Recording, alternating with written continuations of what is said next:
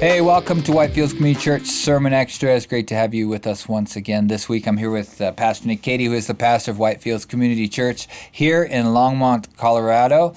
And hopefully you've been with us so far, and we've been going through the book of Romans called Saving Grace. Has been the name of our series. And within that series, we've been looking specifically at Israel as we encountered chapters 9, 10, and 11, and we named that series within a series, Understanding Israel. And this week we came to chapter 11, and we've been looking at some various topics, and there's actually quite a few questions that arose from this particular passage. And historically it has created some confusion and some different ideas of what God's actually saying here. And so we'll just kind of categorically go, in order through some of these questions. The first question we come to is in verse 26. And the question is, what does it mean that all Israel will be saved?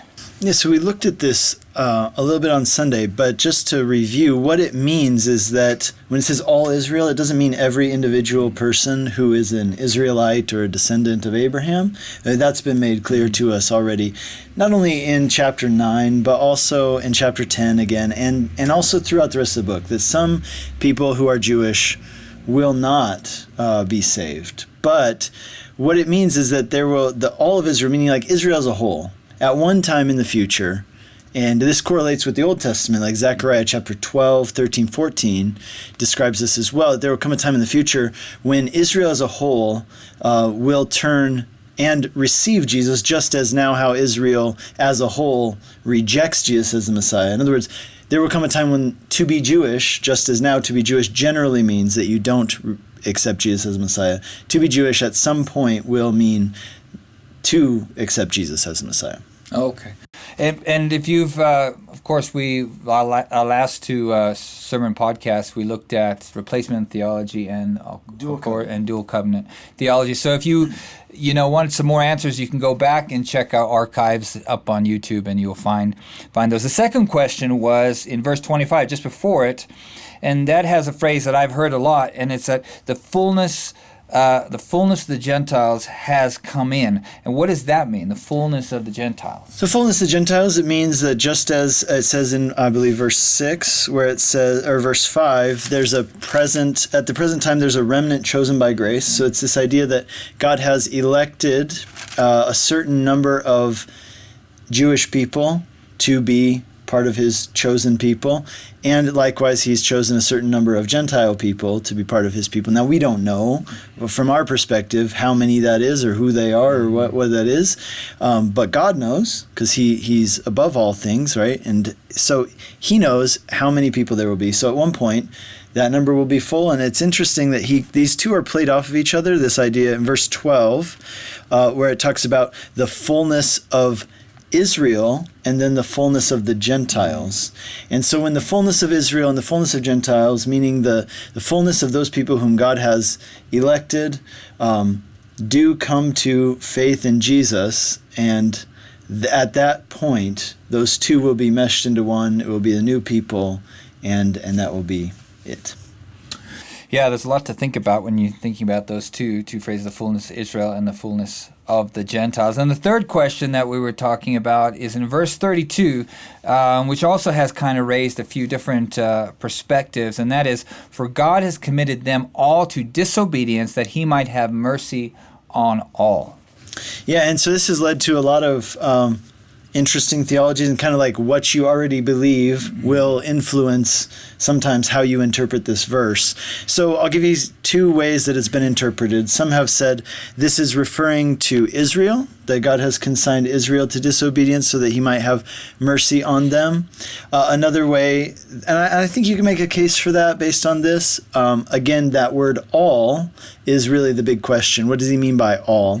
Does he mean every individual? So another way this has been interpreted is in what we call universalism, which means that everybody will be saved. Now, the problem with that is that it contradicts everything he's said up until now, where he says that clearly not everyone will be saved.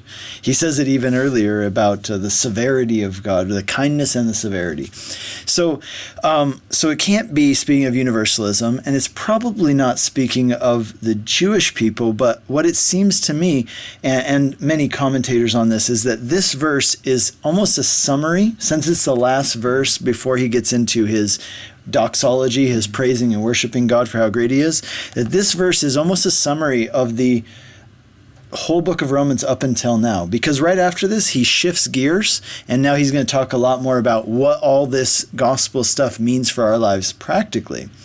But I take this to be that. This is kind of a summation, kind of bringing all the 11 chapters up until now to a head. And here's what he says. God has consigned all, or you said something about constricted or something.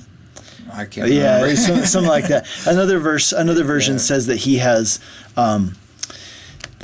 shut up Israel, or shut up all in disobedience. And the word here that's used originally is a word which speaks of prison. And so the idea, and one person put it very succinctly, they said this: what this means is that human disobedience is the prison from which only God's mercy can set us free. And therefore what it means is that the message of the gospel is that all people, whether Jew or Gentile, all people are in this prison of disobedience from which only God's mercy can set us free, which means that whether you're a Jew, whether you're a Gentile, the only way for you to be saved is by the mercy of God through Jesus Christ. Yeah, I mean, these 3 chapters, and we were just talking earlier this morning about these 3 chapters, and one of the things I took away from just reading is, if you just read it and not bring any kind of presupposition to it, any of, maybe a theological baggage or your denominational baggage, that God definitely has his plans, and his promises have been the same since the beginning of time, and that he has a place for Israel, he has a place for the Gentiles, and we're all under grace. Yeah. And as if you read 32, you seem to come to that conclusion. Yeah, and it's I think that's the really important thing to remember, is that this isn't just a matter of like theological curiosity, like, hey, it'd be interesting to know this about Israel. His purpose in these 3 chapters is he's saying, how can we be sure that God will keep his promises to us? Yeah. Because if God's not faithful, if it means nothing to be a chosen person of God, then what does it mean for us? Like, how can we trust that God's faithful? Exactly. So if you've kind of just jumped in with us on this particular podcast, then I encourage you to go back and look at the first 2 that we did, specifically on these particular chapters, because there's just a lot of stuff out there and a lot of interpretations and things. I just encourage you just to read through those 3 chapters and come to your conclusions. And as far as we've been discussing here, the thing is, God's promises are faithful and true, and we look forward as we move forward into chapter 12, and I hope you can join us on that. On YouTube, ring that bell, and you'll get notifications that the new podcast or the new video is up there. And we're on SoundCloud, we're on Facebook, Twitter, Instagram, all those places, wherever you tend to hang out in the cyber world. You'll find us up there, and we look forward to seeing you next week. God bless.